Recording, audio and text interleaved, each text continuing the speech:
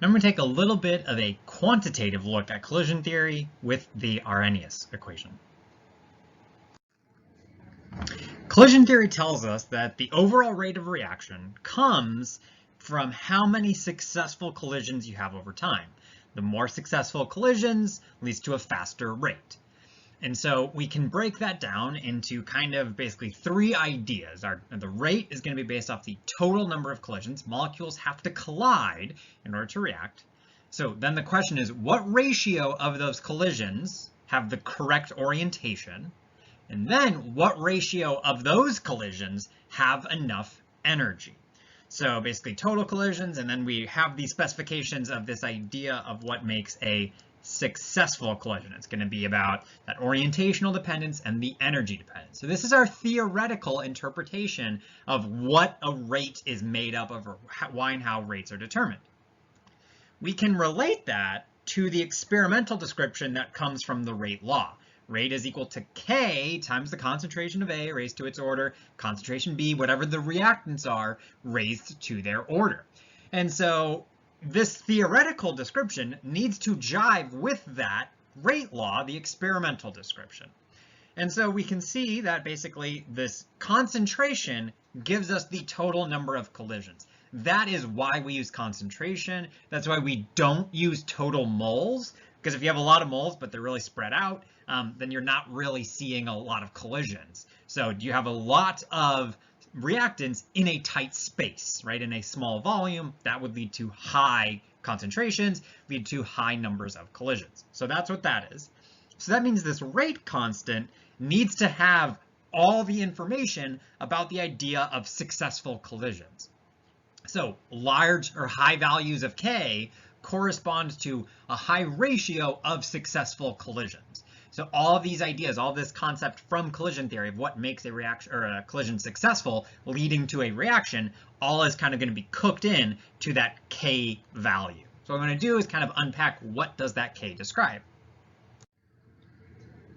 So the Arrhenius equation gives us a representation of what K is quantitatively.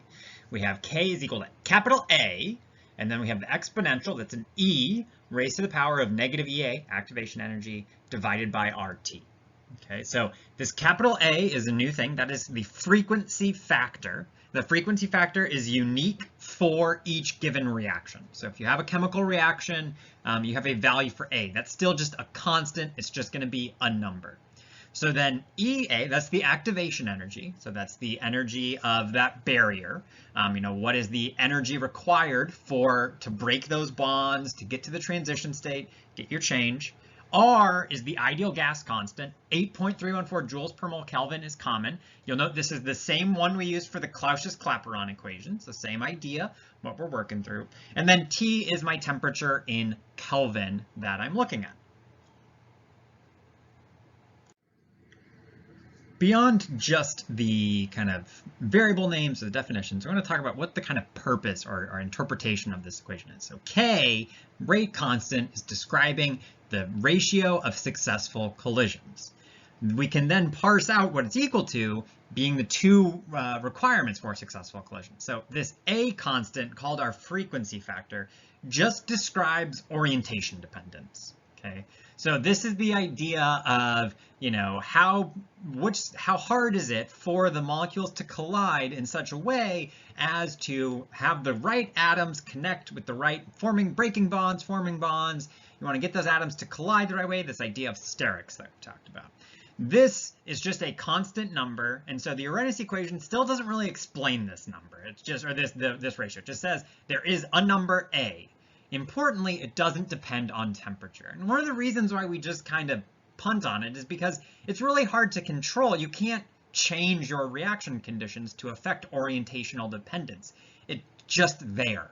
But importantly, it doesn't depend on temperature. It's just a constant number. Some reactions, it's really hard. It's very rare to get the right orientational dependence. Some reactions are easier. The molecules are smaller. They're just kind of collide. It's a simpler change. But this is just another number. We're just not going to worry about that in the Arrhenius equation. We're just going to move it out and separate it from the temperature dependence. So this exponential term describes the energy dependence of collisions. the fact that collisions need to hit each other with, or molecules need to collide with enough energy in order to break those bonds to overcome the activation barrier. RT, that term multiplying R times T, gives information on the amount of energy and the amount of motion due to temperature among molecules, kind of an average energy of those molecules. And so what this is showing is basically how this overall term is giving the percentage or proportion of molecules that are going to be colliding with enough energy to break the bonds and overcome the activation barrier. What this overall tells us is that as temperature increases, this term will increase. So the capital A doesn't depend on temperature. So the temperature dependence, EA, is constant. That doesn't change with temperature. R doesn't change with temperature. So the only thing that changes is the actual T, the actual temperature. As that goes up, it's in a fraction, it's in the denominator, so that fraction gets smaller. It's negative, you're taking an exponential of a less negative number, so it does increase. So overall, it does increase. That's the important takeaway from this. The Arrhenius equation shows us why and how rates increase with temperature. As the temperature increases, K gets larger. You don't change anything with the orientational dependence. You don't change the activation barrier. You just make the molecules are moving faster, so they're colliding with more energy, and it is more likely that a collision will have enough energy to overcome the barrier and cross through the transition state into products. And so what this does is it lets us predict how much you can increase the rate with temperature. And that's the motivation for coming up with the Arrhenius equation. We can kind of experimentally learn that faster or higher temperature leads to faster rates. So this lets us predict exactly how much faster. And it's all in the rate constant, and it comes from that exponential term. One of the most useful or practical applications of the Arrhenius equation is that you can take the natural logarithm of both sides and it turns it into a linearized form of the equation.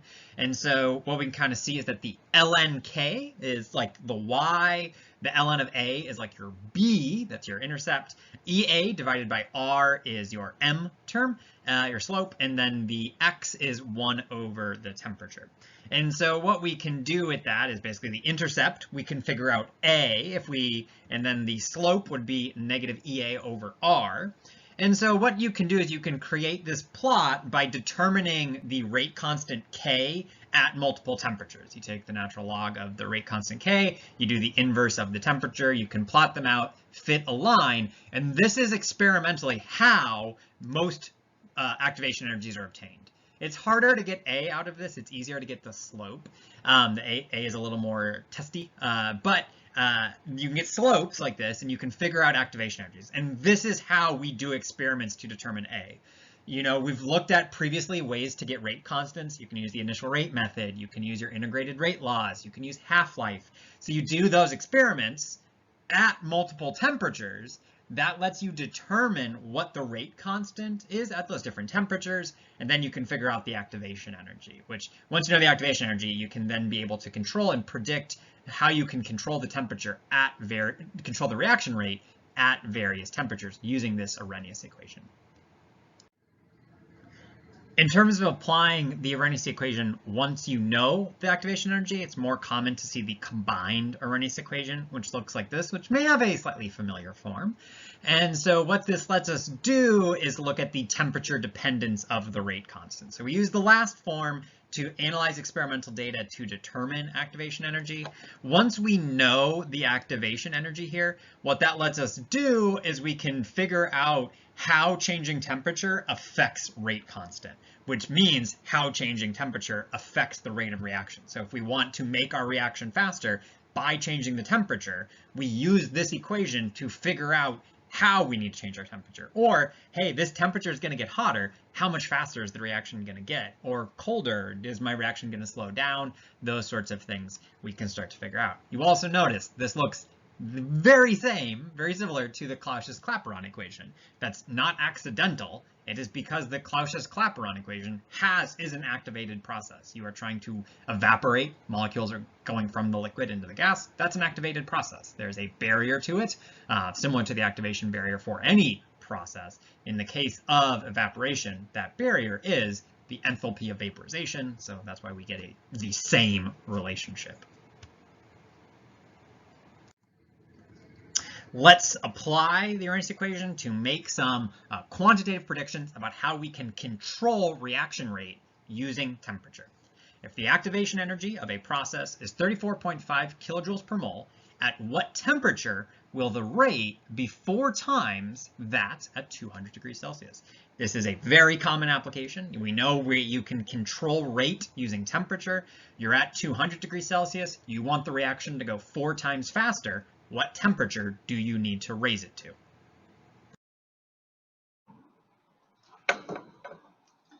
So one of the whole purposes of coming up with collision theory and the Arrhenius equation is to predict and control reaction rates. So we want to be able to use it to work through the idea of, at what temperature will the rate be 4 times that at 200 degrees Celsius. So I want this rate to be faster. I want to know what temperature I would need to go to in order to get that faster rate. And so if I want to make it go faster, and this is where the Arrhenius equation comes up. And so we got our equation here. ln K2 over K1 is equal to activation energy over the gas constant, 1 over temperature 1 minus 1 over temperature 2.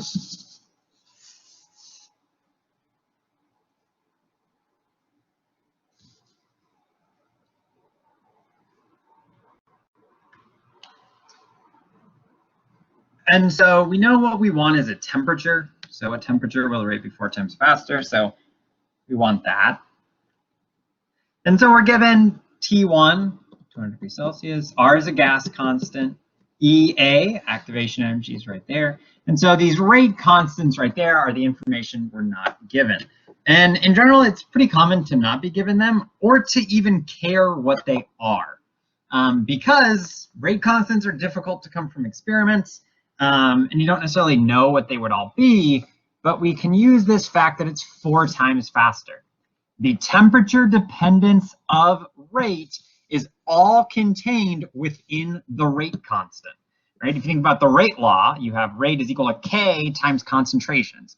Concentrations don't change with temperature. The order doesn't change with temperature. And so all of the dependence of the rate on temperature all is folded into these rate constants. And so if the rate is 4 times faster, so if we have, that if rate 2 divided by rate 1 is equal to 4, that would imply that your reaction at rate 2 is 4 times greater than rate 1. You know that also means that K2 divided by K1 is also 4. So this whole thing is gonna be 4. That ratio is 4. You don't know what the values of K1 and K2 are, but it doesn't really matter. You know that K2 is gonna be 4 times greater than K1, because if K increases by a factor of 4, then you know that that is all due to basically it being the K greater than 4. And that is what makes the rate faster, is the change in the rate constant. So we can, with that in mind, we can take our equation, plug some things in. So I have ln 4 is going to be equal to EA is 34.5 kilojoules per mole. R as my gas constant, I'm using 8.314 joules per mole Kelvin, just like Clausius Clapeyron this equation looks like. We always use 8.314 joules per mole Kelvin, 1 over T1, 200 degrees C, minus 1 over T2. So we want to clean up some things with our units. Those need to line up. Joules and kilojoules need to be the same. And that should not be degrees Celsius. That should be Kelvin. So in this case, the kilojoules, I would need to multiply by 1,000, because that's joules per 1 kilojoule. And here I want to add 273. Because that is my conversion from degrees Celsius into Kelvin. Generally, whenever we are working with temperature in an equation, we always need Kelvin. Delta T, we don't need. delta T, we can get away with just using degrees Celsius. But if it's raw temperature in the equation, we always want it to be Kelvin. So 34,500 joules per mole, 8.314 joules per mole Kelvin. Those joules per mole are all going to cancel out. 1 divided by 473 Kelvin minus 1 over T2.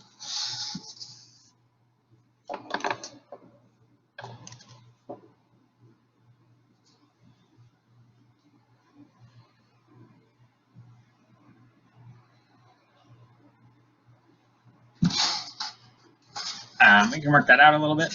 ln of 4 is going to be equal to, if we do this division, I get 4,150 Kelvin. You can see that what happens unit-wise, the joules per mole cancel out, and it's 1 over Kelvin in the bottom of it, so that swaps up. 1 over 473 Kelvin minus 1 over T2.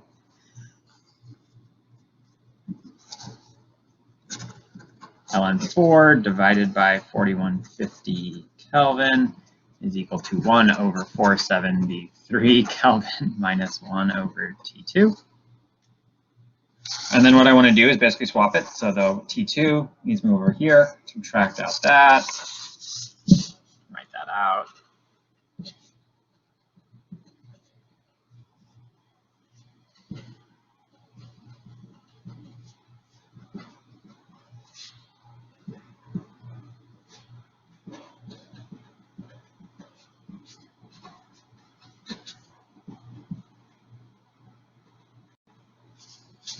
And that is something I can evaluate.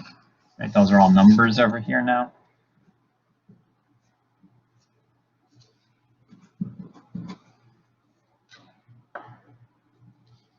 Zero, 0.0178 inverse Kelvin, right? The Kelvin were on the denominator of that fraction on both sides. So I'd get T2 is equal to 1 divided by that thing.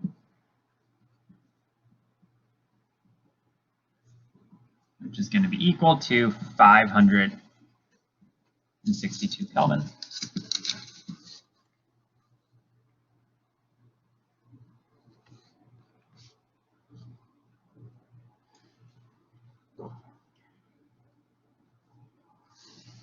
Which is great. That is a temperature. And the question now, what temperature?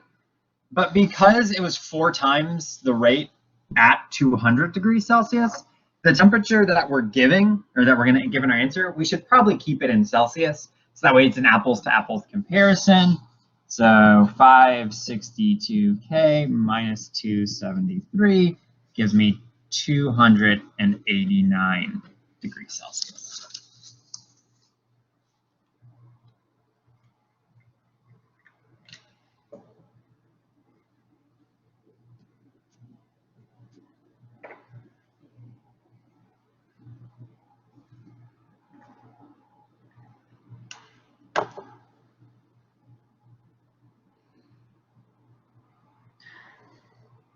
And so we can use the Arrhenius equation to guide our roll. So if we want to, increase the temperature by a certain factor, or if we have a target, or sorry, increase the rate by a certain factor, we can then guide how we set our temperature. One of the things you'll note is that we started at 200 degrees Celsius, which better comparison would be 473 Kelvin. We don't have to increase the temperature by a huge margin. It's not that we have to multiply the temperature by 4 in order to get the rate to increase by 4. It's because there's this exponential factor. When you increase the temperature, you can get really big effects, really big growth in the rate of energy. So you only have to increase the temperature by 89 degrees Celsius, and you get a factor of 4. It is relatively easier to do that. It does vary based on the rate or the activation energy that you see and the particular temperatures that you're at. In terms of getting that change, when you're at higher temperatures, it becomes more difficult to increase the rate by a bigger factor because your rate just is bigger at that time. And if you have a big activation energy, it's also difficult. But you can see these sorts of changes that we can see. But this is the kind of predictive chemistry we want to be able to do. How do I make the rate faster? We know that increasing the temperature will always work, but how fast do we need this rate to go? We don't need to blast the temperature up to like 800 degrees Celsius. We can just go to say 289, which is still hot, but it's a reasonable, and we can be efficient in how we increase our temperature in order to get a desired rate. So now that we've worked with the Arrhenius equation, we have our nice kind of description of collision theory. And that all goes hand in hand with the rate laws and integrated rate laws we had talked about previously. Those are all descriptions of experiment and predictions of what your experimental results will be. What is the rate right now? How can I make the rate faster by changing concentration? How will concentration change over time? Those sorts of things are really useful for predicting I have an experiment and what are the outcomes of that experiment going to be. Collision theory lets us explain a little bit of how reactions actually occur. We have these collisions between molecules, so we can start to predict ways, not just how the reaction rate will change, but what are ways that I can do? How can I design a reaction to make my rate change in a desired way? Why does concentration matter, right? That comes from collisions. How can I maybe chop up my bits of solid to increase a rate of reaction? Or potentially more importantly, how can I slow a reaction down, right? We don't make our fireplace grates out of iron powder. We make it out of giant chunks of iron, right? Using those sorts of ideas. Now with our temperature, we know temperature is one of the easiest things to control. That's why we store food in a cold refrigerator. That's why we use heat. Generally, we heat things up when we want the reaction to happen or happen more quickly. And so we can make those interpretations about make those predictions more quantitative with the Arrhenius equation. Exactly how much should I heat my reaction up in order to get a desired rate? So we kind of put all of these together to have a more comprehensive understanding of not only being able to predict what the rate is or understand what the rate is, but make predictions moving forward about how I can control the rate. And we'll want to continue to kind of gain some more insight into how these reactions work, understand the nuts and bolts of what really goes on in a reaction. All right. Participation 2-1 had 3 questions. You want to get all 3 of those. Find all 3 of those questions, get them all answered. That one's going to be due Tuesday night over on Blackboard. For Wednesday, we'll do a kinetics lab. You get to see rates of reaction in action. You get to see if rates actually change, or whatever, reactions actually happen. We'll measure some rates.